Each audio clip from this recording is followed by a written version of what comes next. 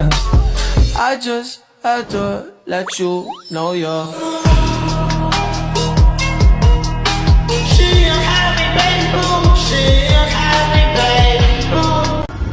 Hai, Assalamualaikum. Saya Nurkalisha Idina binti Kamaria. Pernah tak korang nampak macam mana cahaya ni boleh terperangkap dalam air? Ataupun internet yang menggunakan fiber optik ni boleh laju gila? Sebenarnya kan, semua ni dia berkaitan dengan satu konsep fizik yang simple, iaitu pantulan dalam penuh. Korang nak tahu lagi?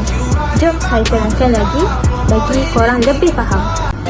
Jadi, apa sebenarnya pantulan dalam penuh ni? Pantulan dalam penuh ialah keadaan di mana cahaya dipantulkan sepenuhnya dalam sesuatu medium. Maksudnya, dia tak keluar langsung. Dia bounce balik dalam tu je.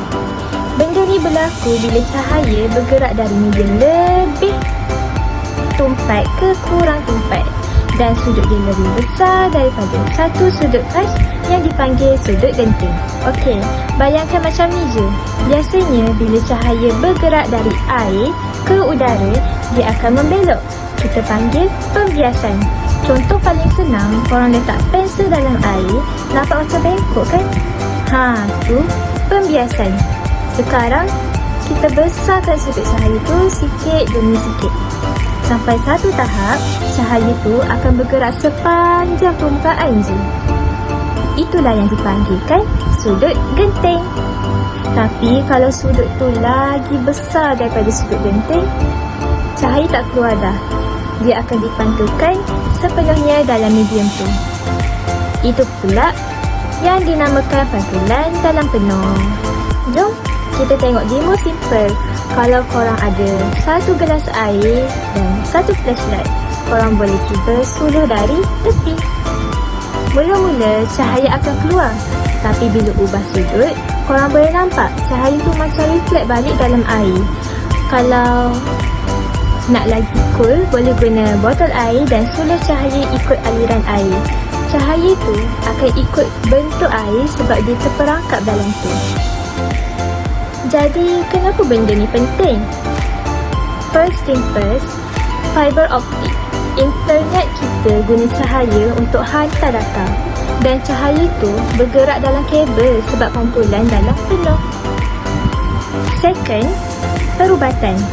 Doktor guna alat macam endoskop untuk tengok dalam badan, dan cahaya dalam tu sebenarnya guna konsep yang sama.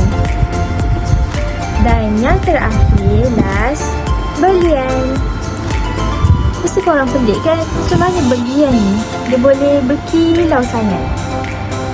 Dia boleh berkilau sebab ada banyak cahaya yang dipantulkan dalam dia. Jadi, kesimpulannya, pantulan dalam penuh ni berlaku apabila cahaya tak dapat keluar dari medium dan dipantulkan sepenuhnya apabila sudut dia lebih besar daripada sudut genting. Jadi, simple je kan? Kegunaan dia ni sebenarnya penting dalam kehidupan kita. Jadi, kalau korang dah faham, Alhamdulillah. Kalau korang tak faham lagi, tolong replay balik video ni sampai korang faham, okey? Jadi, jangan lupa like, share dan subscribe untuk video yang seterusnya. Bye! I just had to let you know you're.